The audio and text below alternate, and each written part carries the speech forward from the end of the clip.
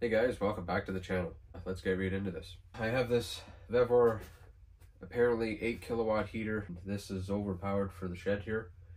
And I bought a Vevor 2 kilowatt heater to test this out in place of the 8 kilowatt, 5 kilowatt, whatever you want to call it. So I'm hoping that I'll just be able to do pretty much a direct replacement on this. We're going to go ahead and swap these two out. The true test to all these things are the longevity. So the shed is well insulated, so I think this 2 kilowatt unit should do the trick. So real quick here, we're just going to go ahead and pretty much disconnect the battery.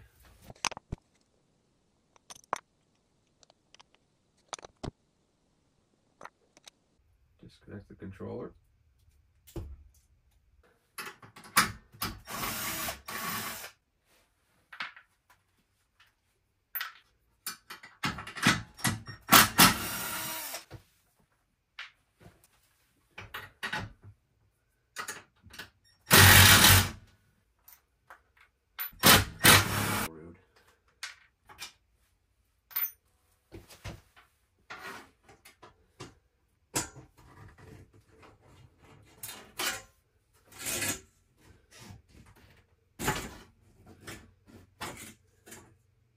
That's all there is to it.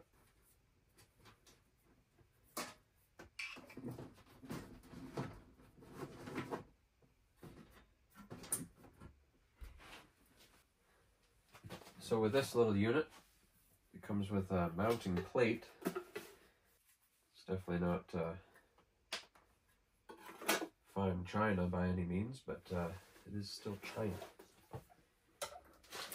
So I'm gonna do something like that. Probably do have some of this sheet left over, which I guess that's long enough.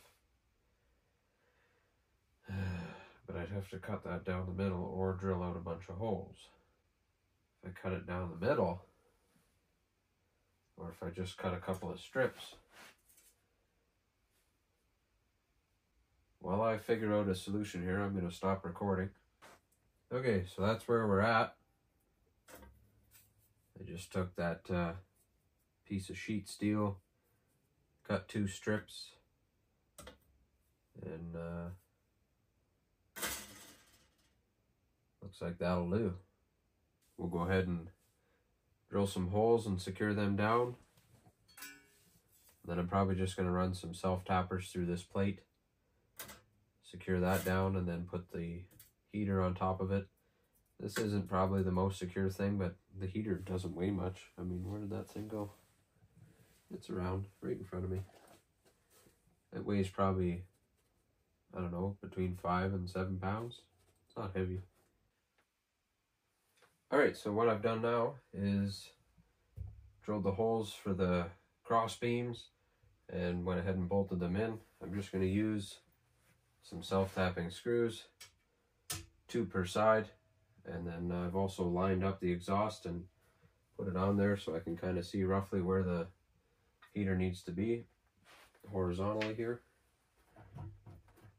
And we'll go ahead and mount that down now and we'll carry on.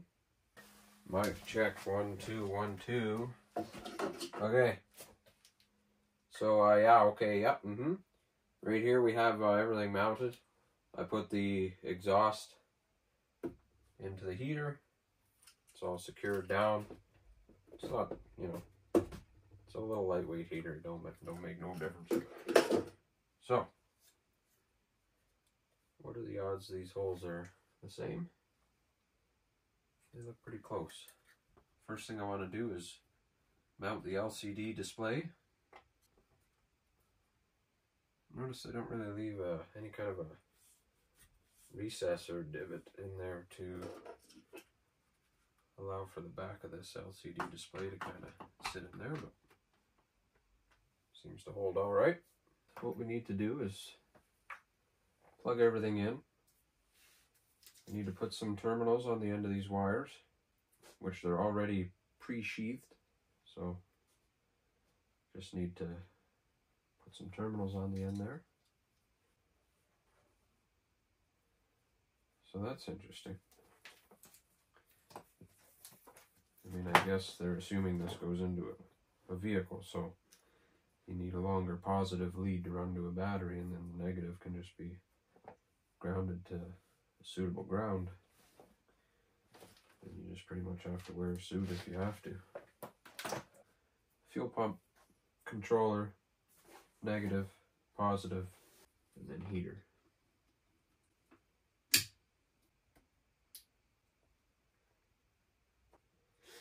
You really got to push that on there.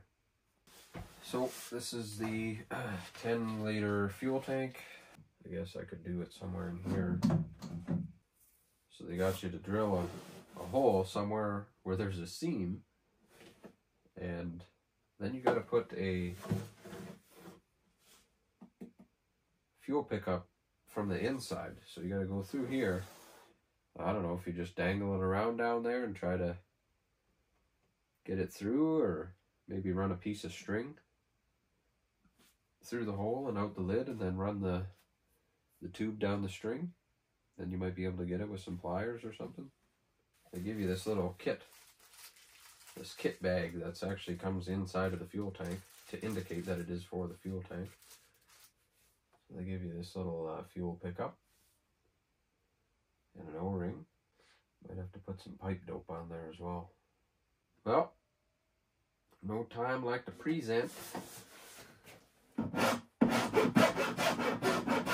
Went ahead and ground down that seam that's there so that it fits flush. Now, to me it looks like 5/16, so we'll do that.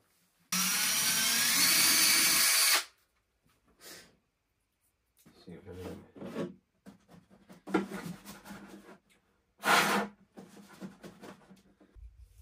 I got this roll of yarn. I'm going to put it in the holes first. Get it to come out of the other holes. So I'm going to leave the length of the string out of the tank and then tie the knot down the string. Maybe I'll do a knot like that. Then I can pull on it. Kind of guide it in there. I guess I should have seen if this will even fit the hole first. Yep. Oh, there we go. Oops. Hallelujah. That actually worked really well. Well, I wasn't expecting that. Didn't even need to tie the knot. There we go. That was a lot easier than I thought it would be. Very good. I'll put a little dab of some thread sealant on there, just as a secondary precautionary measure. So we'll do some denial and error here and see what happens.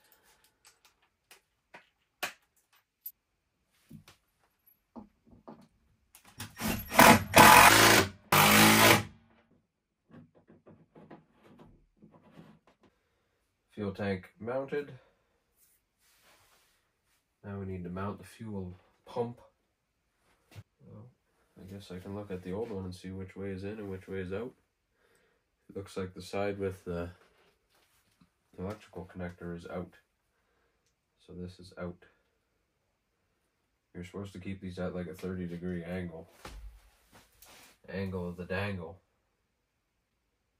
Just a slight uphill angle, I guess. Or I could put it over there since the intake is on this side, so the fuel line could run over there. One of the reasons why I would like to keep the fuel pump below the level of the heater is because on the other heater it constantly had air coming out of it because the pump is mounted on the back side of the fuel tank, and it's, you know, roughly about here in relation to the heater, and the fuel comes out and down and then loops into the heater. I don't know if that's the reason why it has constant air pumping into it. Maybe if it was lower down, it wouldn't do that. So I guess there's only one way to find out, and that's by trying it out.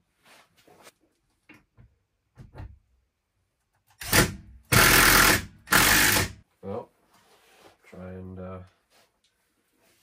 figure out a solution for this wire. Try to tidy it up a bit, I guess. I'm gonna have to make an extension for that ground wire because I'd like the wires to be relatively tidy. So I guess we'll go ahead and use the crappy fuel line that they've supplied. I don't think it matters too much. A lot of people are bent out of shape about it.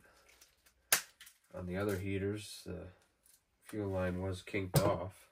But I think the main reason, after watching a few more videos, the main reason why people don't like this fuel line is because it's very stretchy. And when you're using a pulse pump like that, it will, you know, over long distances, the fuel line itself will actually absorb those pulses. So you kind of want a little bit more rigid of a fuel line. But this is such a short run, I don't think it's really going to make too much of a difference. So we should be all right. Good golly.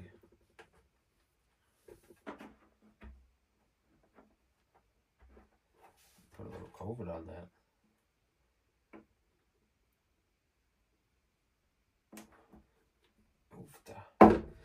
Even then it doesn't want to go on. Well, we have solutions. A bit of this dielectric should help it slip on there. Will it react with the fuel? Don't know. Oh, flying hell. Scared me. Yeah, that scared me. That had pressure right now.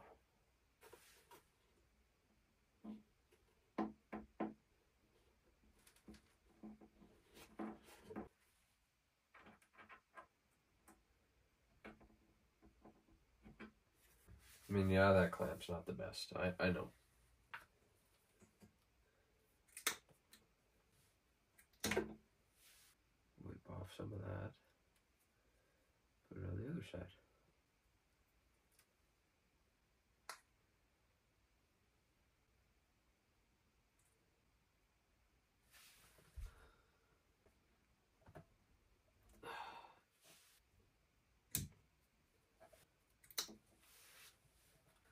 Okay, there we have it, mostly installed. I just got to put the terminal ends on the one wire, and then I'll get a length of wire and join that together and put a terminal end on that for the battery. And then we're ready to go for a test run.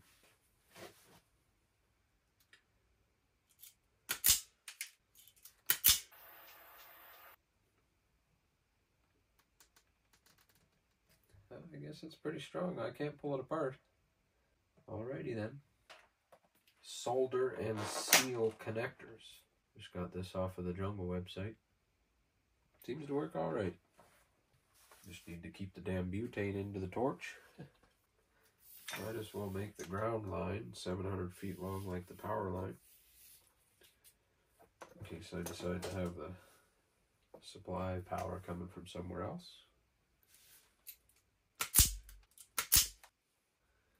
I need those pliers that I literally just had in my hand too. My crimpers.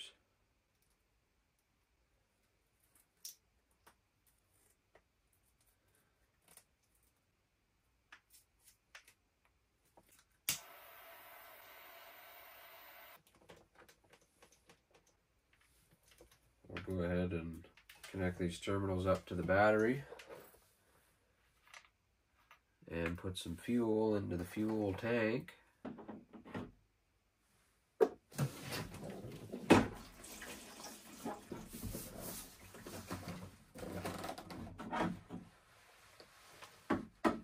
Just put a little bit in there for now. I can see if it's leaking anywhere. Doesn't look like it. That's good. So we got to go back to our instruction manual, and because this is a new controller unit, I need to figure out how to prime the fuel system first. Run mode declaration. The heater may have manual set the output power mode and automatic constant temperature mode. In the automatic mode, the heater by the temperature difference with the setting and room. What? I wonder if it makes sense if I try it with a Chinese accent. In the automatic mode, the heater by temperature difference. With setting and room, automatic adjust the output power. Yeah, see, I knew I had to do something different there. Status, fault display. Where is prime in the fuel? I don't know how to, there's nothing I can push. Mode, I'm pressing mode. That doesn't do anything. Setup, it just shows you language, password, speaker switch. Turn that off. Save. Really? Start heating.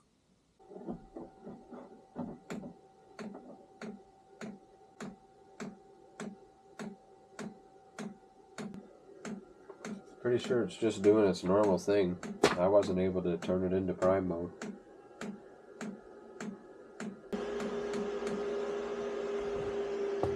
Oh, she's gonna fault out there now, probably. She's fired up now.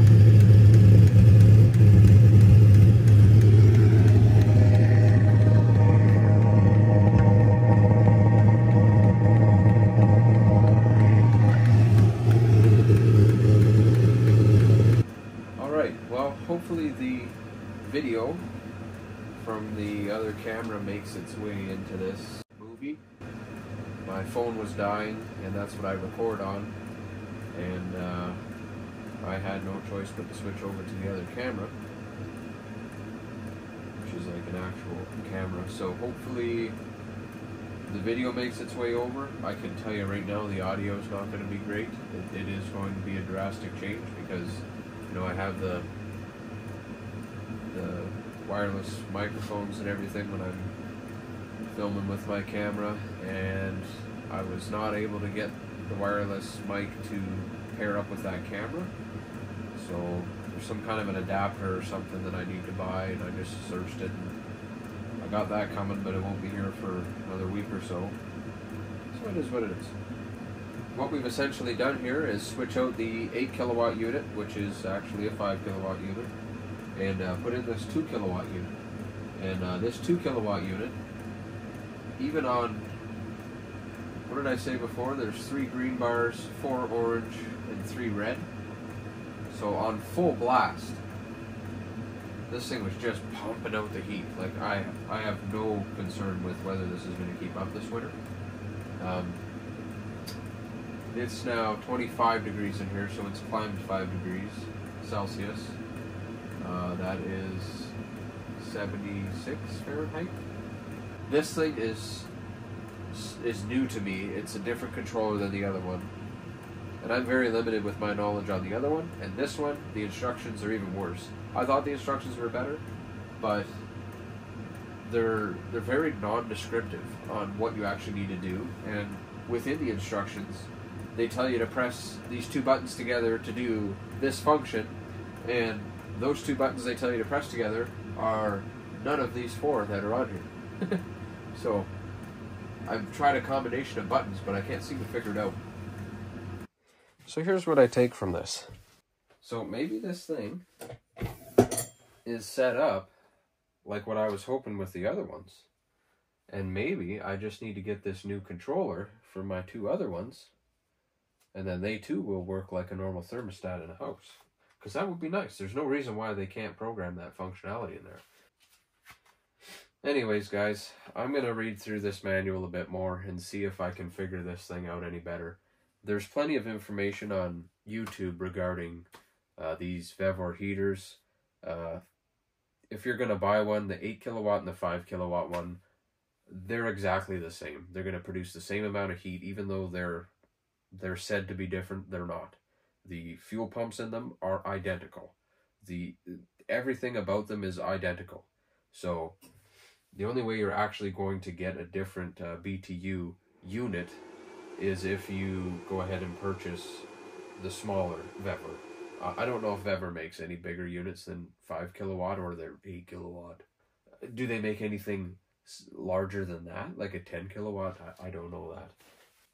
nevertheless, all of these heaters you will be satisfied with, and you will be impressed with the amount of heat that comes out of them. They work well. They do work well, I'll say that. Now with this one, we're gonna have to kind of restart. Like, the last one hasn't had any issues other than, you know, the programming functionality. It's had no other issues, no hiccups, so it's ran straight for pretty much a month with no issues. From what I gather online, watching other YouTube videos, these heaters last, some of them they'll have a hiccup right away, and I think that might be due to maybe the installer or the installation maybe not done correctly, or certain things will happen, and you know, like, you got to check for the impeller to be, you know, free, not touching the housing and everything like that, and the fuel line that's notorious for having issues. So, you know, little things like that I think that maybe could be holding people back. But as far as longevity, from what I get out of it, is anywhere from 3 months to 2 years. There's one guy that claims on YouTube that he's gotten 5 years reliably. That's, if these heaters can last that long, then hey, I think it's worth it. I have the one that I bought is a 5 kilowatt heater. This one's kind of like my portable unit that's sitting just out of frame here, but I've just got it on stands, and it's just sitting on a stand, and I can move it around or bring it over somewhere if I need to. I used it in the video replacing the turn signal lights on the RAV4. I needed to heat up the plastic a little bit so that it, you know, it was a bit cold out that day. I didn't want it to crack, so I thought, oh, I'll use this new heater that I've got. And it worked well for that.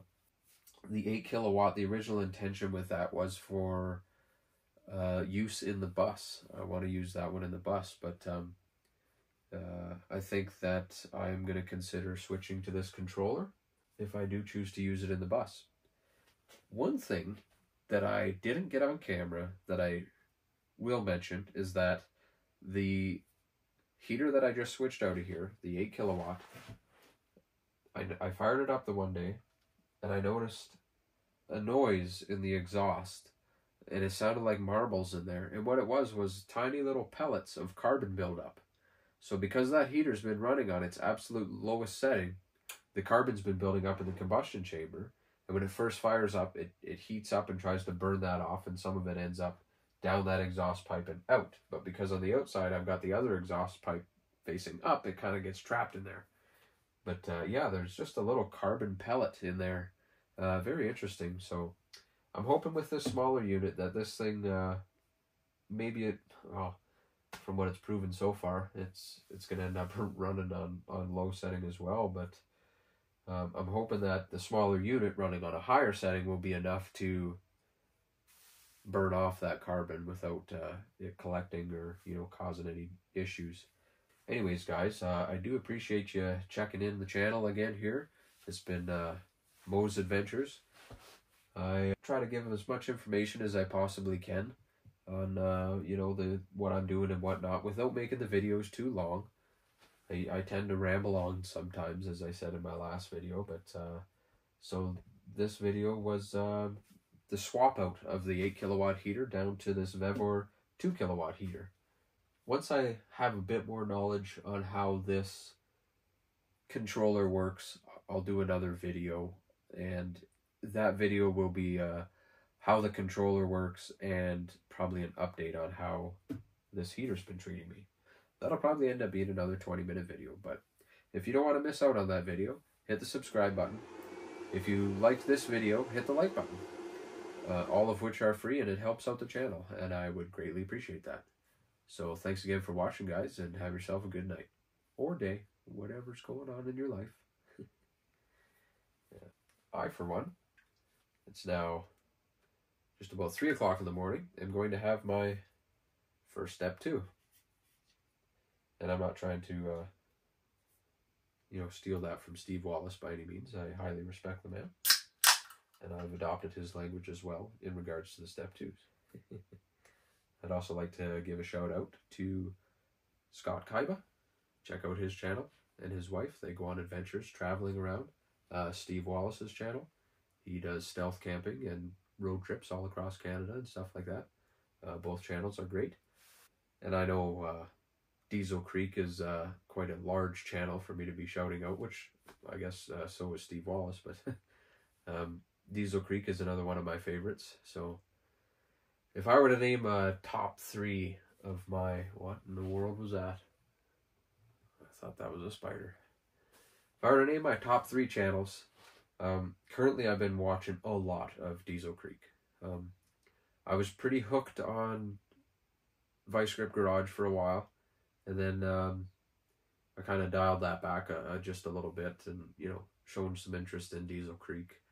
But I've got such a long list of subscriptions on my YouTube, because I really enjoy watching people on YouTube. I don't have cable TV because I really enjoy watching independent creators, people like you and me here, just making videos and seeing real people in real life doing real things. None of this scripted stuff that you see these days or watching through a whole bunch of commercials. So yeah, if I were to do a top 3, well, right now, top 3 would be Diesel Creek, Steve Wallace, and it's hard to say. It's hard to say who would be the third.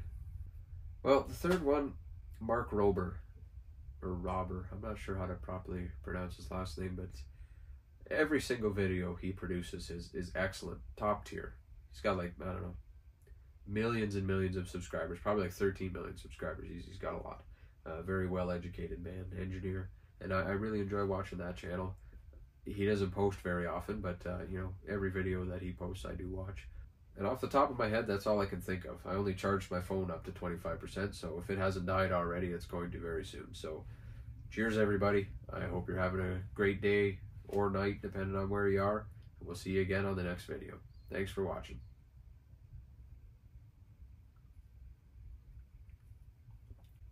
Apple cider. Goes very good with all the Benylin I've been taking. Good grief.